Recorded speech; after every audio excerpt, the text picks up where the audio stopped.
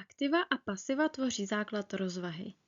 Když pochopíte tohle, pochopíte další důležitou část účetnictví. Aktiva nám zjednodušeně ukazují, jaký máme majetek, a pasiva, jakými zdroji jsou tato aktiva financována. Všechno, co firma má, muselo odněkud přijít, buď z vlastních zdrojů nebo z dluhů. Pokud si například koupíme dům, je to aktivum. Úvěr od banky je poté pasivum. Co bychom tedy mohli zařadit mezi aktiva?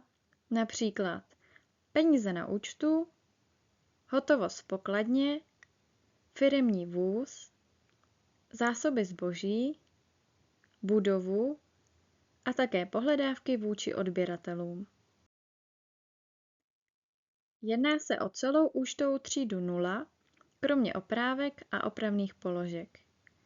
Dále o celou účtovou třídu 1, z většiny o účtovou třídu 2 a částečně o účtovou třídu 3.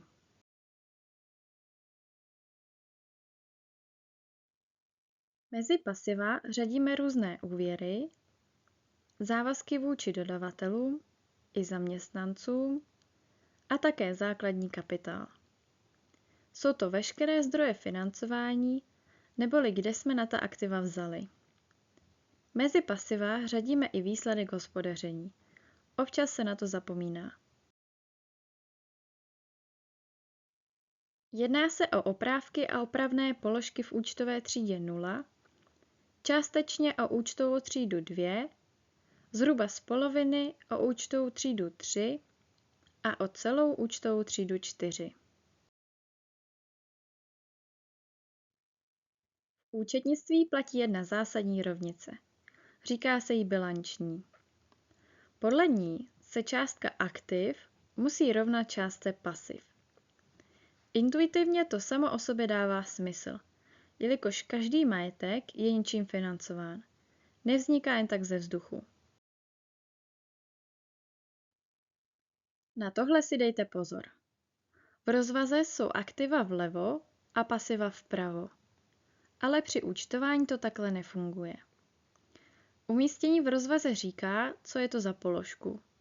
Zatímco strany má dáti a dal říkají, co se s tou položkou stalo.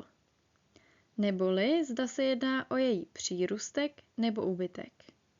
Pro někoho tohle může být na začátku matoucí. Opět děkuji za sledování až do konce. Pokud se ti video líbilo, nezapomeň dát like a odběr.